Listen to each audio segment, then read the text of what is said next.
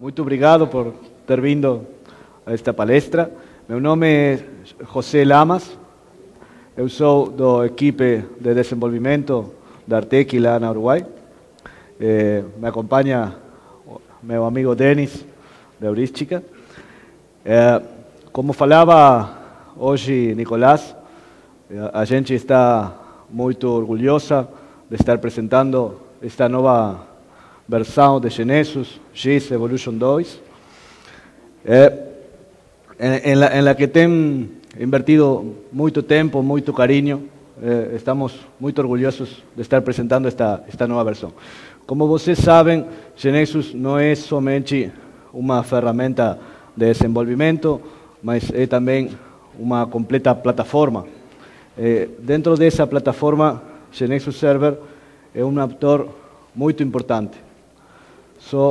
Hoje, nesta apresentação, queremos contar-lhes, Denis vai estar apresentando a vocês as capacidades do GeNexus Server, por que é importante para a gente. A apresentação de Denis vai estar enfocada não em uma lista de capacidades, mas em uma lista de cenários concretos, reais, que a gente tem em qualquer projeto de desenvolvimento. É como GeNexus Server dá soluções a esses cenários. Ok? Denis.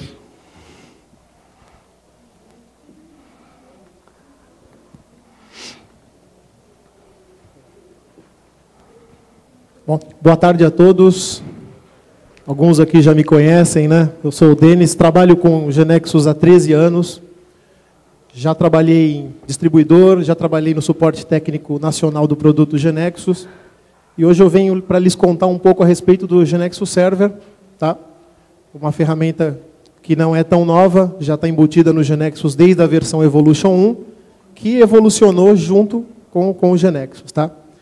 Antes de iniciar a apresentação, eu queria só ter uma ideia aqui de quantos de vocês trabalham, gerenciam ou presidem uma empresa que tem mais de um desenvolvedor GeNexus. Bacana, legal.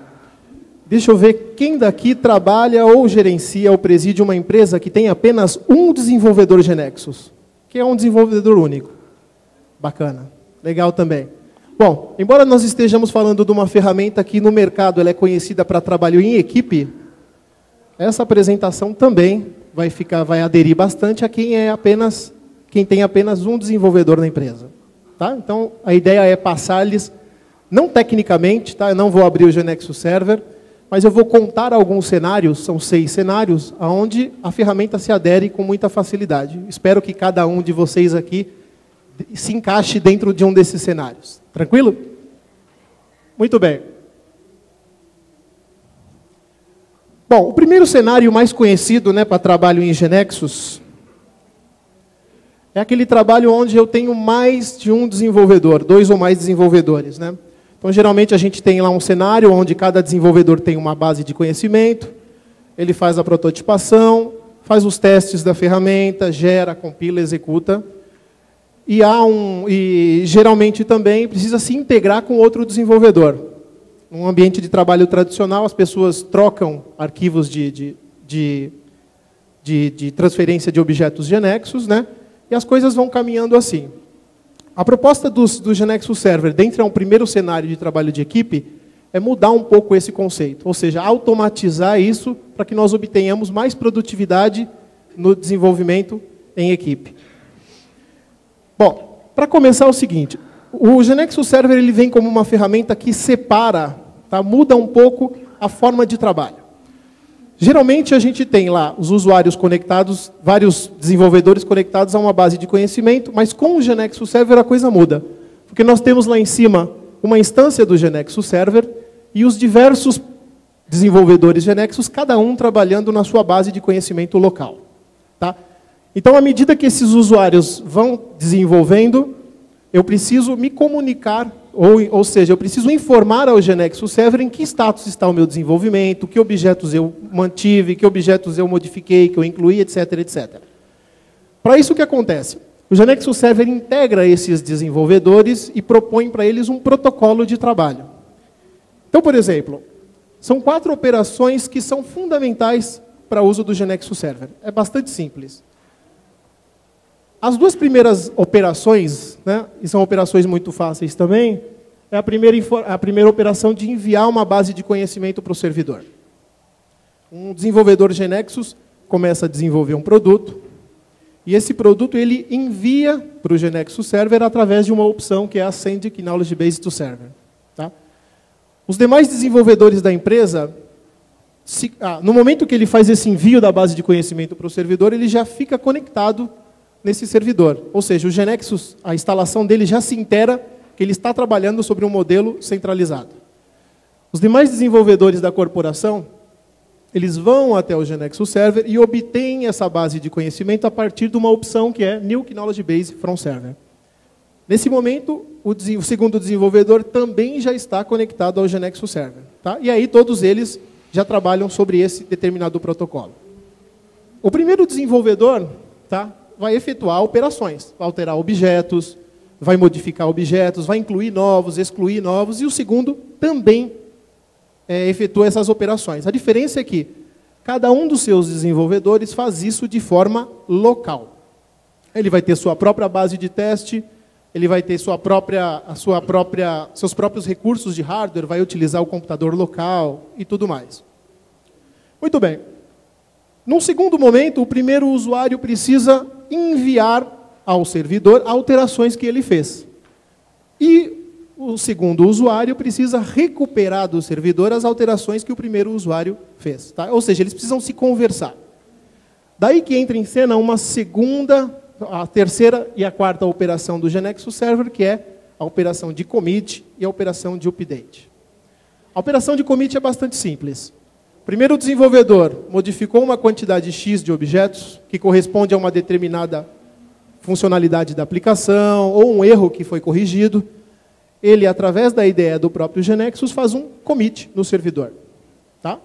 Nesse momento, o servidor se inteira dessas alterações e já fica tudo certinho lá para que o próximo usuário possa fazer uma operação de update. Nessa operação de update, o segundo usuário recupera do servidor todas aquelas alterações que foram feitas pelo primeiro ou por os outros desenvolvedores. Ok? No console do GeneXus, a gente pode ver uma tela mais ou menos assim. Quando o primeiro usuário vai fazer um commit, ou seja, eu vou enviar ao meu servidor GeneXus Server os objetos que eu alterei, eu consigo, inclusive, selecionar quais objetos eu vou enviar para o servidor. Lá em cima, eu posso também emitir alguns comentários, tá? Que isso depois vai ficar disponível no servidor para que a gente possa rastrear o que aquele commit me trouxe de benefício na base de conhecimento. Se ele corrige um erro, se ele implementa uma nova funcionalidade, etc, etc. Ok? Só que, em determinado momento, ocorre que um desenvolvedor pode estar trabalhando num determinado objeto, corrigindo uma funcionalidade, alterando, incluindo, excluindo objetos, e um segundo desenvolvedor também trabalha no mesmo objeto. Quando esses desenvolvedores sincronizarem as aplicações no servidor, o GeneXus Server pode trabalhar de 2 formas distintas. Ele precisa resolver esse conflito. Não pode deixar que um objeto alterado por mais de um desenvolvedor sobreponha o outro no servidor. Para isso entra um processo de Merge Model. A Merge Model é um processo mais utilizado pela indústria de software, porque ele parte do princípio que nada se perde. Resolve a maioria dos conflitos e permite com que, mesmo um objeto alterado por 2 desenvolvedores, são alterações diferentes no mesmo objeto por mais de um desenvolvedor, elas são resolvidas automaticamente pelo GeneXus Server. Tá bom? Pouquíssimas situações, ele de fato não consegue mesclar esses modelos e aí você precisa resolver manualmente. A indústria, esse mecanismo de merge já existia no GeneXus Server no Evolution 1. Okay? Já existia, já é muito utilizado, mas o mercado fez com que, na verdade, já existe um outro modelo, né, que é um modelo baseado em lock, que é um modelo bastante difundido no mercado, aonde os objetos que eu utilizo para modificar, eu os tenho bloqueados para mim. E demais usuários não podem utilizar. Tá? Então isso é bastante interessante porque, diferente do modelo de merge, que é o modelo anterior, onde os objetos se mesclam, no modelo de lock, ninguém pode mexer com o objeto, a não ser eu. Ok? Então isso garante que eu estou mexendo e ninguém esteja mexendo. Existem vários recursos dentro da ferramenta que permitem liberar este lock, que permitem atribuir o lock a um determinado usuário, etc, etc. Tá bom? Isso é o que diz respeito em trabalho em equipe. Ou seja, são os recursos que a ferramenta provê para quando eu tenho um ou mais desenvolvedor trabalhando sobre um determinado projeto, sobre um mesmo projeto. Bom, existem outros recursos da ferramenta, outros cenários, que agora eu vou abordar, que são bastante interessantes. Geralmente, quando a gente fala de GeneXus Server, né, sempre nos vem à cabeça o trabalho em equipe. Mas a gente vai ver uma outra ótica de trabalho do GeneXus Server, que com certeza adere aí à necessidade de muitos. Em determinado momento, eu preciso checar no meu software a história desse software. Ou seja, quais alterações ocorreram em que tempos, se determinado desenvolvedor efetuou determinada alteração, ou mais, né? Eu saí de férias, e sou gerente de uma equipe, saí de férias, retornei, tenho uma reunião em 15 minutos e preciso saber o que aconteceu. Então, a partir do GeneXus Server e a partir daquelas operações básicas que eu mostrei inicialmente, eu consigo checar a história do meu desenvolvimento. Quando eu falo em checar a história do desenvolvimento, eu posso, por exemplo, a partir da própria ideia do GeneXus, obter, a partir de cada um dos commits, feito por um determinado usuário, quais objetos que foram alterados. Tá? Inclusive, imagina uma situação de eu colocar um aplicativo em produção, tá? E em ambiente de produção, o usuário me aponta um erro. Através da ideia e através da história do GX Server, do GeneXus Server, eu consigo identificar que objetos estavam dentro daquele commit e aí, inclusive, utilizar recursos para checar qual a diferença entre um objeto e outro. Nesse caso aqui nós temos uma transação que nós verificamos que houve a exclusão de 2 atributos, né? E, em último caso, reverter esse commit. Ou seja, de forma muito fácil eu consigo reverter todas aquelas alterações que ocasionaram o erro em produção. Se a gente estiver falando do GeneXus, eu consigo fazer a alteração e voltar um objeto ou outro. Mas aqui a gente está falando mais que isso.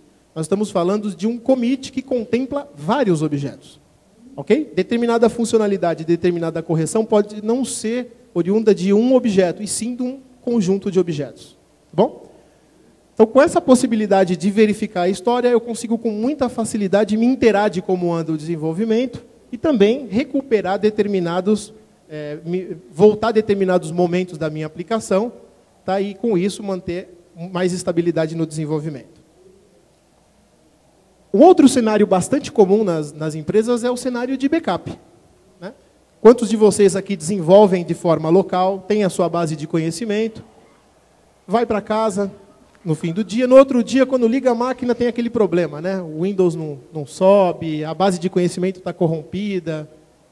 Isso é o menor dos problemas. O problema é, e se eu tenho várias versões de base de conhecimento, não é?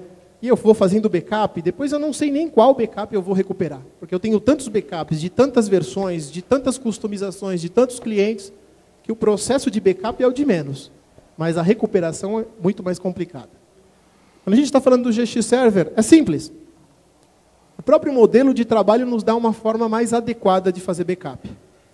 Imagina que eu tenho lá em cima o meu GeneXus Server e os meus desenvolvedores, efetuando os seus commits e updates, e todo o conteúdo do meu desenvolvimento está centralizado no GeneXus Server.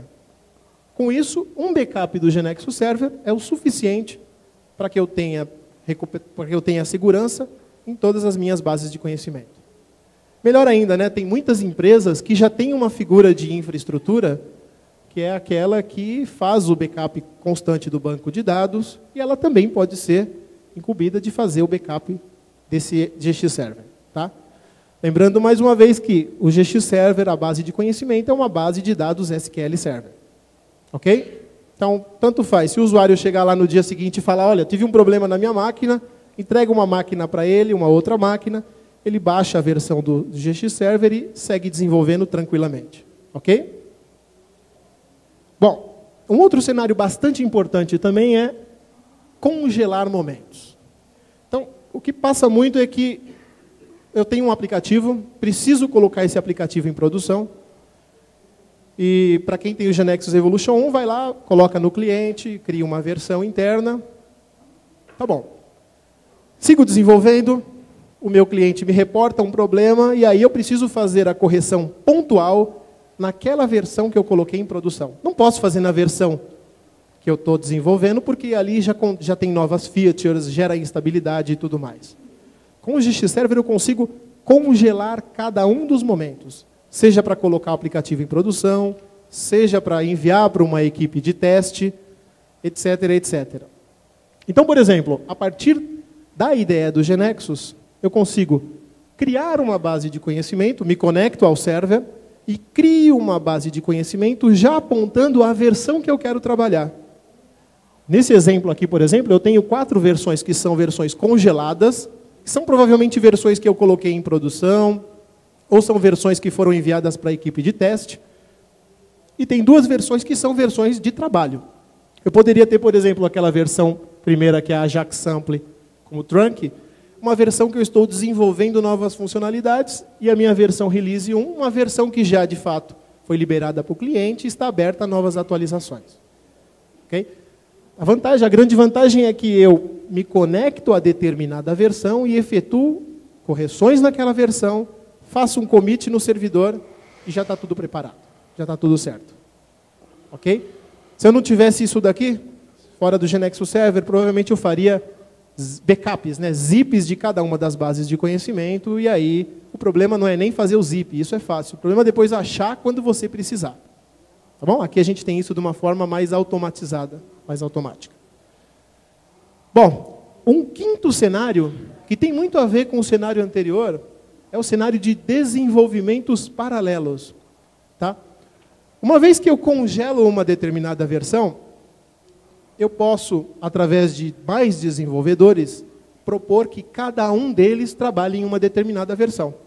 Eu posso construir um produto base, congelar versões de acordo com cada um dos meus clientes que vão receber e, através do GX Server, fazer com que cada usuário trabalhe em cima de cada uma dessas versões. Então, um usuário vai efetuar commits numa versão, o outro usuário faz update, faz commits em outra versão, de forma, inclusive, paralela. A imagem faz menção aqui à evolução, né? E é realmente isso.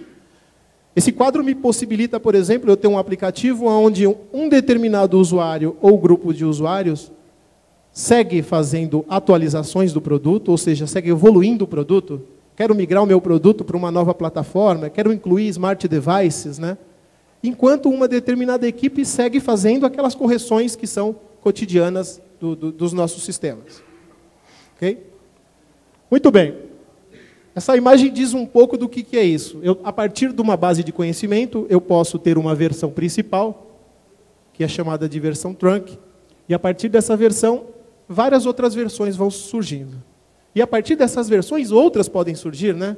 Porque eu posso colocar um aplicativo no meu cliente, o meu cliente sugerir alterações, não é? E aí, essas alterações eu coloco, libero uma nova versão e o meu cliente vai sugerindo, vai solicitando, e eu tenho uma linha principal, que é a linha trunk, que segue evoluindo o produto, segue incluindo smart devices. Então, eu tenho que ter a possibilidade de gerenciar esse trabalho quando há várias versões em produção. Outra coisa bastante interessante é o seguinte, que a partir da ideia do GeneXus, eu consigo, de forma fácil, me conectar a cada uma dessas versões. Nesse exemplo lá em cima, nós estamos em cima de uma versão GX Week, mas eu posso me conectar a qualquer versão que esteja cadastrada, que esteja registrada no meu GeneXus Server, e, inclusive, trazer alterações dessa versão para a minha versão atual. Vamos supor que eu tenho um aplicativo, coloquei em produção no meu cliente apontou um erro, e eu descobri que esse erro não é só da versão cliente, é uma versão que, inclusive, pode estar para todos os demais clientes. Eu me conecto, faço a correção numa base de conhecimento, conecto a outra base de conhecimento, a outro GeneXus Server, a outra base no GeneXus Server e trago para essa base somente essas alterações. Tá? Então, de forma fácil, eu consigo integrar esses commits que foram feitos em outras bases à minha base que está com problema. Tá? Bom, o último cenário que eu tenho aqui é um cenário bastante interessante, que é build automático. Quando a gente trabalha num desenvolvimento em equipe ou um desenvolvimento centralizado, uma pessoa é elegida, né, para ser aquela que vai fazer o build na aplicação. Ou seja, os demais desenvolvedores vão efetuando os commits no servidor e uma pessoa baixa essa base de conhecimento através do protocolo de update e promove os builds. Não é? O que nós sugerimos, né, o que é possível através do GeneXus Server do Evolution 2, é utilizar uma técnica chamada de Continuous Integration.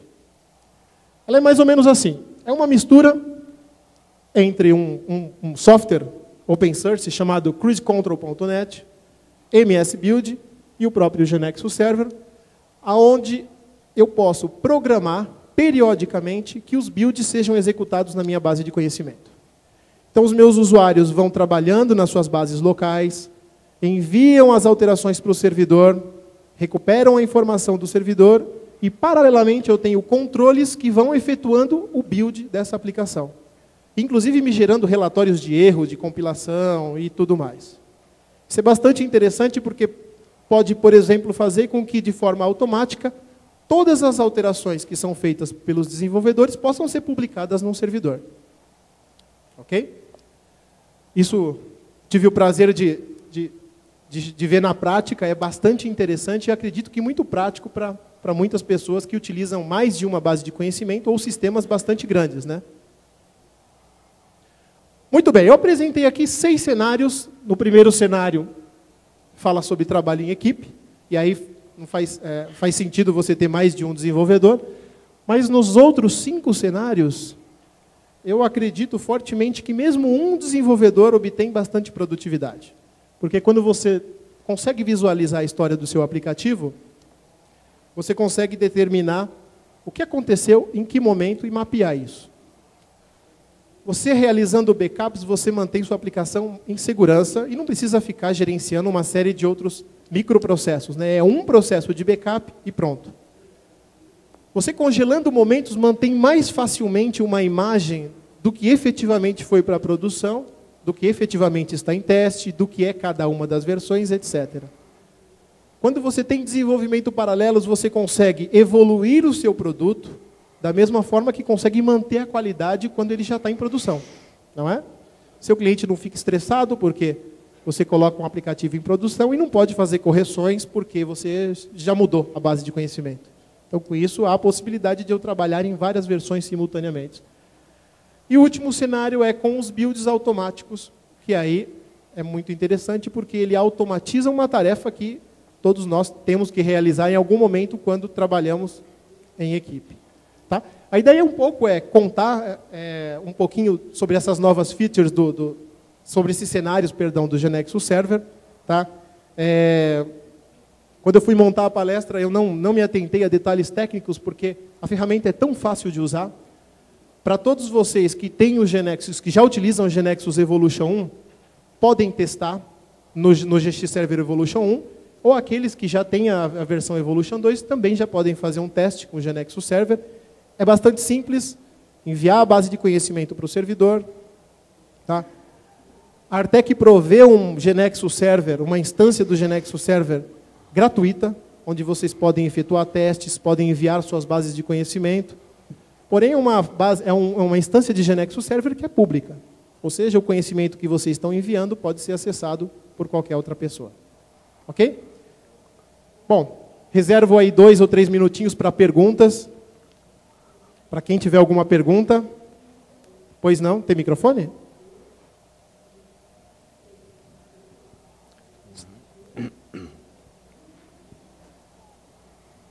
Aqui. Obrigado. Opa. Olá. Sim. Se vai haver integração com o Active Directory, por exemplo, para não ter que ficar criando usuários dentro do GX Server. Integração com o quê? Active Directory. Pode haver o futuro, mas não estamos trabalhando nisso agora. Sim. Aqui, ó, aqui à frente. Esse build automático, agora, eu programo dentro do GX Server para uma certa hora da noite ele fazer isso, por exemplo, ele vai fazer a consolidação e vai daí especificar os objetos todos? A realidade, você não faz o build no GNexus Server. O que faz o build é o Cruise Control, que é um processo que está monitoreando. Ele checa, você põe cada 30 minutos, por exemplo. Então, o Cruise Control checa se houver commits. Se houver commits, ele faz um update em sua cópia local e manda fazer o build em sua instalação. É um user control que eu instalo no meu modelo, no GNexus, que eu vou ter, o que vai fazer o build, é um user control que eu instalo ali, que busca do GX Server, é isso? Os user controls têm que estar na instalação de GNexus que faz o build. Essa instalação de GNexus com a que você faz o build, tem que ter os user controls que usa a KB. Quando você configura o projeto do Cruise Control que vai ser o build, tem que pôr a pasta onde está a instalação do GNexus. Essa instalação de GNexus tem que ter os user controls, patterns que necessita a base de conhecimento. Vou só. O que acontece é o seguinte: quando você utiliza o Cruise Control e o MS Build, você adapta ao GNexus Server e programa através de MS Build, de tarefas MS Build, para que esse build aconteça de forma automática e de tempos em tempos. Mas efetivamente é algo que vai chamar uma instância do GNexus, vai consolidar a base de conhecimento, vai fazer o build, compila e executa. Ok?